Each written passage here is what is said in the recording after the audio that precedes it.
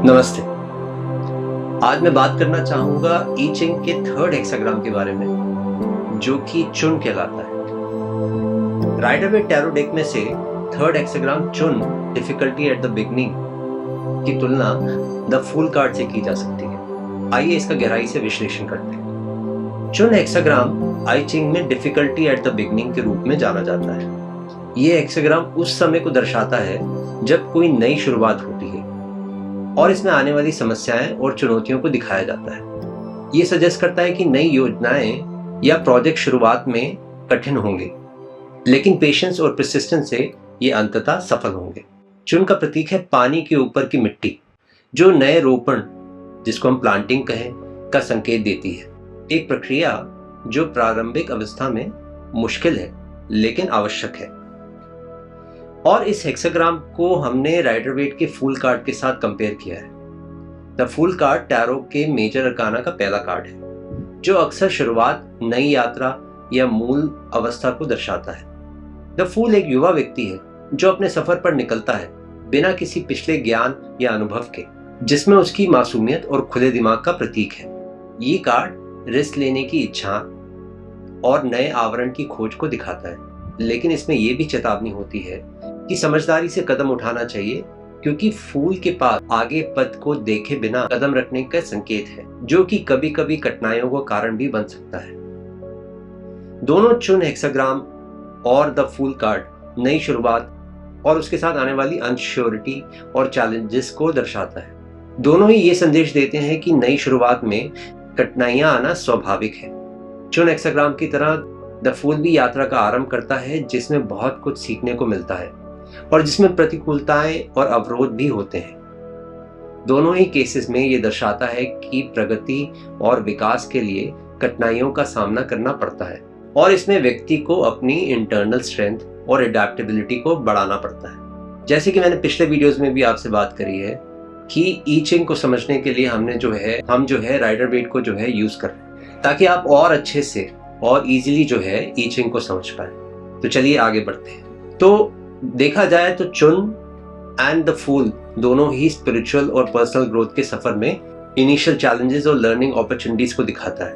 दोनों आरंभिक अनिश्चितता और खतरों के बावजूद नए अवसरों के खोज को प्रोत्साहित करता है, जिसमें अंत में विकास और समझ का मार्ग प्रशस्त होता है।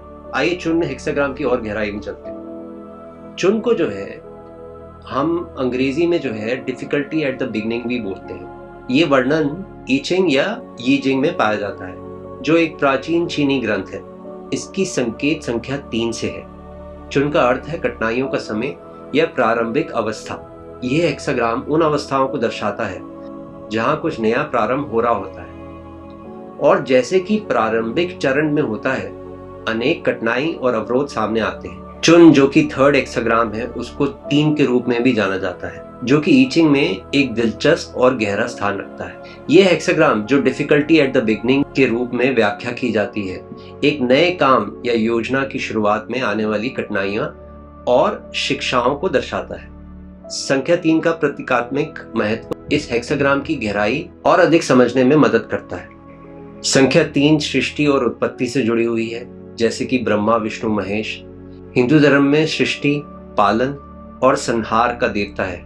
वैसे ही ई चिंग में भी 3 का अंक एक नया चरण का प्रतिनिधित्व करता है। चुन हेक्साग्राम में ये संकेत मिलता है कि नई शुरुआत हमेशा आसान नहीं होती और इसी समय और धैर्य की जरूरत होती है। 3 को हम ट्रायंगल के रूप में भी देखते हैं, जो कि 3 भुजाओं से मिलकर बना होता है। स्थिरता और सामंजस्य का प्रतीक है। चुन में हमें ये संख्या सिखाती है कि कठिनाइयों का सामना करने के बाद ही सामंजस्य और स्थिरता प्राप्त होती है। चुन हेक्साग्राम में मड एट द बॉटम का वर्णन होता है, जिसका अर्थ होता है शुरुआत में स्थिति अस्पष्ट और उलझन भरी हो सकती है। यहाँ पर 3 का अंक समझदारी और धैर्य की बात करता है। ये समझने की जरूरत है कि कठिनाइयों का समाधान धीरे धीरे और सूझबूझ से किया जा सकता है। इस प्रकार संख्या 3 चुन हेक्साग्राम में एक आवश्यक और गहरा रोल निभाती है, जिससे हमें ये समझने में मदद मिलती है कि कठिनाइयां और बदलावों का सामना करते समय किस तरह से आगे बढ़ना चाहिए। हेक्साग्राम का अर्थ और भी प्रभावशाली होता है जब इस संख्या 3 के प्रतीकात्मक संदर्भ में समझा जाता है। चुन हेक्साग्राम बेसिकली 2 पार्ट्स में डिवाइडेड है। अपर पार्ट जो स्टैग्नेंट है और लोअर पार्ट जो फ्लोइंग वाटर है। इमेजिन करो कि आप एक नए प्रोजेक्ट पर काम कर रहे हो और स्टार्टिंग में प्रॉब्लम का एक स्टैक बन जाता है। टेक्नोलॉजी इशू, कोऑर्डिनेशन इशू या फिर अंडरस्टैंडिंग इशू, ये अपर स्टैग्नेशन पार्ट है। नीचे फ्लोइंग वाटर का मतलब है कि सिचुएशन धीरे धीरे फ्लूइड हो जाएगी और क्लियर होगा एज टाइम प्रोग्रेसेस। हेक्साग्राम चुन को 2 ट्राइग्राम्स में बनाया गया है।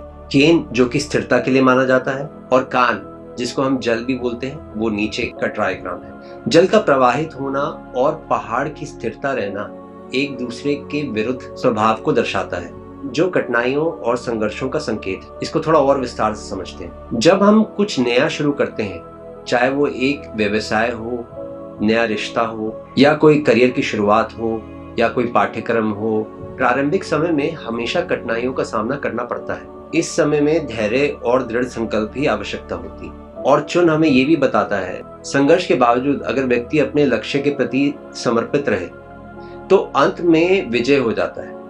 ये हेक्साग्राम ये भी सिखाता है कि कठिनाइयों का समाधान धैर्य और समझदारी से किया जा सकता है। और जब व्यक्ति कठिनाइयों का सामना करते हुए आगे बढ़ता है, उसकी आत्मिक शक्ति में वृद्धि होती है। ये प्रक्रिया व्यक्ति को अधिक समझदार और परिपक्व बनाती है और अंत में व्यक्ति को उसके जीवन के उद्देश्य की ओर ले जाती है। हर हेक्साग्राम में जो है 6 लाइंस होती हैं और हर लाइन का जो है अपना एक मतलब होता है। क्योंकि हम इस हेक्साग्राम को डिटेल में समझ रहे हैं, तो आइए इसकी एक एक लाइन को भी समझते हैं। प्रत्येक लाइन की व्याख्या अलग होती है। जैसे कि प्रथम लाइन अक्सर संकेत देती है कि अभी समस्या का समाधान नहीं हुआ और अधिक प्रयास की जरूरत है। अंतिम लाइन में समस्याओं का समाधान और स्थिति का सुधार दिखाया जाता है। चुन हेक्साग्राम को समझना और उस पर चिंतन करना व्यक्ति को उसकी जिंदगी के प्रारंभिक और कठिन चरणों में मार्गदर्शन कर सकता है। ये सिखाता है कि कैसे स्थिरता और अंतर्दृष्टि के साथ हम अपनी कठिनाइयों को पार कर सकते हैं और आगे बढ़ सकते हैं। चुन हेक्साग्राम के दर्शन से हम अपनी जिंदगी के नए अध्यायों को अधिक समझदारी और धैर्य के साथ शुरू कर सकते हैं। आइए इसकी 6 लाइंस को समझते हैं। प्रत्येक लाइन एक अलग अवस्था या समस्या की ओर इशारा करती है, जो किसी नए कार्य या योजना के आरंभिक दौरान सामने आती है। आइए हेक्साग्राम के 6 लाइंस की व्याख्या करते हैं। लाइन 1, इसको हम 9 एट द बिगनिंग भी बोलते हैं। जब एक लाइन जो है अनब्रोकन होती है, जब एक स्ट्रेट लाइन होती है, उसको जो है हम 9 बोलते हैं। और हेक्साग्राम को जब हम रीड करते हैं, जो उसकी पहली लाइन होती है, उसकी सबसे पहली बॉटम लाइन होती है। और चुन की बॉटम लाइन जो है, उसको जो है हम हेजिटेशन और हिंड्रेंस भी बोलते हैं। Hesitation and hindrance, it furthers one to remain persevering, it furthers one to appoint helpers. ये प्रथम लाइन प्रारंभिक अवस्था में आने वाले संकोच और अवरोध का वर्णन करती है। इस समय में आगे बढ़ने के लिए दृढ़ संकल्प और समर्पित रहना महत्वपूर्ण है। सहायता प्राप्त करना और सहयोगी बनाने से कठिनाइयों का समाधान हो सकता है। उदाहरण के तौर पे मान लीजिए आप एक नया YouTube चैनल शुरू कर रहे हैं। प्रारंभ में आपको टेक्निकल समस्याएं या कंटेंट आइडियाज ना मिलने जैसी कठिनाइयां आती हैं। इस अवस्था में आपको लगातार मेहनत करनी चाहिए और यदि जरूरत हो तो एक्सपर्ट की मदद लेनी चाहिए, जो आपकी एडिटिंग या कंटेंट जनरेशन में मदद कर सके। ये है पहली लाइन। इससे आपको और क्लैरिटी मिलती है कि पहली लाइन में क्या होता है। सेकेंड लाइन हम बोलते हैं 6 in the second place. 6 in the second place, 6 को हम इसलिए बोल रहे हैं क्योंकि अब ये लाइन जो है ब्रोकन है। जब भी लाइन टूटी होगी उसको हम 6 बोलते हैं, 2 हिस्सों में। और 6 इन द सेकेंड प्लेस का मतलब होता है difficulties pile up. Horse and wagon part, he is not a robber, he wants to woo at the right time. The maiden is chaste, she does not pledge herself 10 years, then she pledges herself. ये दूसरे line का जो है सूत्र है। दूसरी line कठिनाइयों के बढ़ते ढेर को दर्शाता है। समस्या ऐसे समय में और भी गंभीर रूप ले लेती है। यहाँ पर पेशेंस और सही समय का इंतजार करना जरूरी है।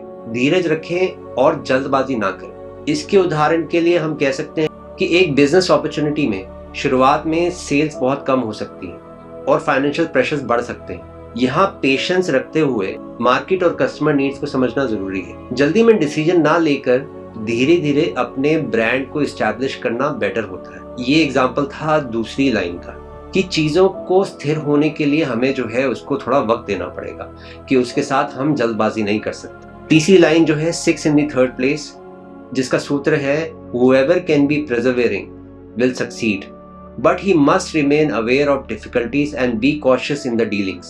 तीसरी लाइन बताती है कि जो व्यक्ति लगातार प्रयास करता है वह सफल होता है, लेकिन उसको कठिनाइयों के प्रति जागरूक रहना चाहिए और अपने व्यवहार में सतर्कता बरतनी चाहिए। ये समय आत्मनिरीक्षण और संभाल कर आगे बढ़ने का है। इसके उदाहरण में मान लीजिए आप tarot reading sessions online conduct कर रहे हैं। शुरुआत में क्लाइंट बेस कम हो सकता है, पर साथ ही क्लाइंट इंटरेक्शन में ट्रांसपेरेंसी और ऑनेस्टी मेंटेन करना, ऐसे में कंटिन्यूस एफर्ट और मार्केटिंग की जरूरत होती है। लॉन्ग टर्म ट्रस्ट बिल्ड करता है, जो कि हमें ये बताता है कि एक तरह का सक्सेस तो मिलना शुरू हुआ है, लेकिन अभी आप जो है उस सक्सेस को एस्टैब्लिश कर रहे हैं, अब उसकी जो है फाउंडेशन पे काम कर रहे हैं। ये थी तीसरी लाइन। आइए चौथी लाइन को समझते हैं। चौथी लाइन है 6 in the 4th place, जिसका सूत्र कहता है no fish in the tank, this leads to misfortune. चौथी लाइन किसी प्रकार की स्टैग्नेशन या ठहराव की ओर इशारा करती है, जहां कोई विकास नहीं हो रहा है। इस स्थिति को बदलने के लिए नए उपाय या मार्गों को विचार करना चाहिए। इसके उदाहरण में अगर आपने कोई कोर्स डिजाइन किया है जो मार्केट नीड्स को मैच नहीं करता, तो एनरोलमेंट कम होगी। यहाँ जरूरत है कोर्स कंटेंट को रीएवैल्यूएट करने की और मार्केट ट्रेंड्स के अकॉर्डिंग अपडेट करने की। बात यह है कि चुन हेक्साग्राम हमें बार बार एक चीज को बार बार रिमाइंड करा रहा है कि जैसे जैसे जो है आप किसी चीज के अंदर गहरा जा रहे हैं, तो आपको स्थिरता की बहुत जरूरत पड़ती है। आपकी फाउंडेशन बहुत स्ट्रांग होनी चाहिए। अगर आपकी फाउंडेशन स्ट्रांग नहीं है तो आप जो है कोलैप्स कर जाएंगे।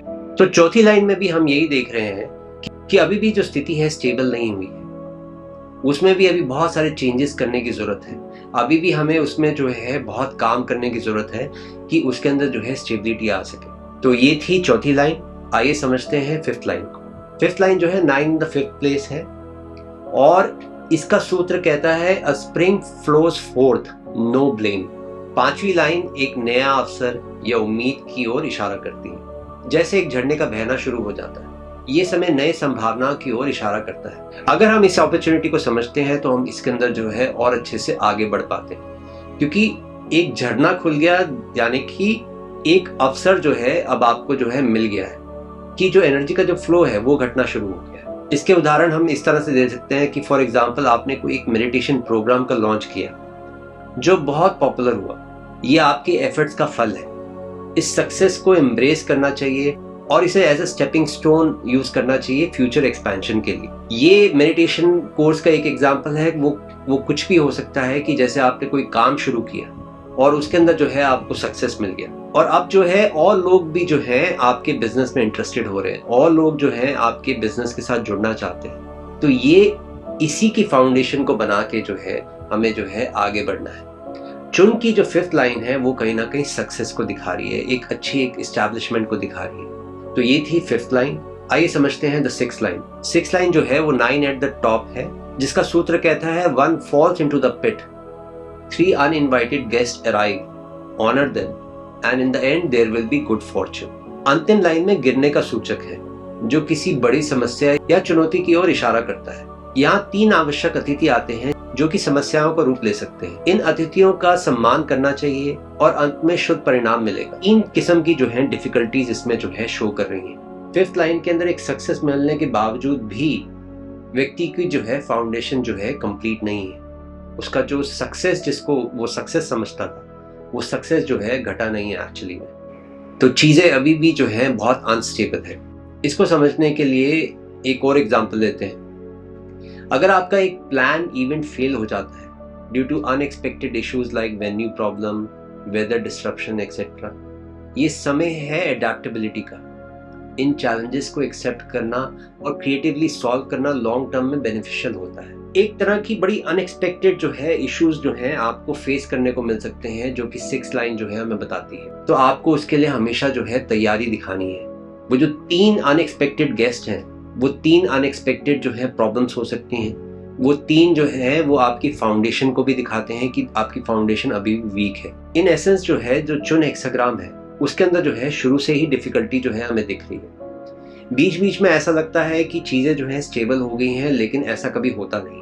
हर लाइन चुन हेक्साग्राम में आरंभिक कठिनाइयों का अलग अलग पहलुओं को दर्शाती है और प्रत्येक व्यक्ति को यह सिखाती है कि कैसे वह धैर्य और समझदारी के साथ अपनी चुनौतियों का समाधान कर सकते हैं। तो जैसे कि हमने देखा, चुन हेक्साग्राम जो कि ई चिंग का तीसरा अध्याय है, हमें शुरुआत की कठिनाइयों और उसके समाधान ढूंढने की यात्रा के बारे में बताता है। इस अध्याय का ज्ञान हमें ये सिखाता है कि किसी भी नए काम या योजना को शुरू करने से पहले हमें समझने की जरूरत है कि समाधान कैसे किया जा सकता है। जब भी आप किसी नए पड़ाव पर कदम रखें या फिर किसी पुरानी समस्या का समाधान ढूंढने की कोशिश करें, याद रखिएगा कि प्रारंभ में जो कठिनाइयां आती हैं वो असल में हमारे विकास और समझदारी का अवसर होती है, जिनका संकेत है कि हर नई शुरुआत चाहे कितनी ही चैलेंजिंग क्यों ना हो, अंत में फलदायक और शिक्षाप्रद होती है। इसलिए अपनी यात्रा को धैर्य और विश्वास के साथ आगे बढ़ाइए और हर कठिनाई को एक नए अवसर के रूप में देखिए। चुन हेक्साग्राम हमें ये भी सिखाता है कि मुश्किलों का सामना करने पर ही हम अपने असली ताकत और सामर्थ्य को पहचान पाते हैं। तो इस वीडियो का अंत मैं यही करता हूँ। Thank you so much for watching.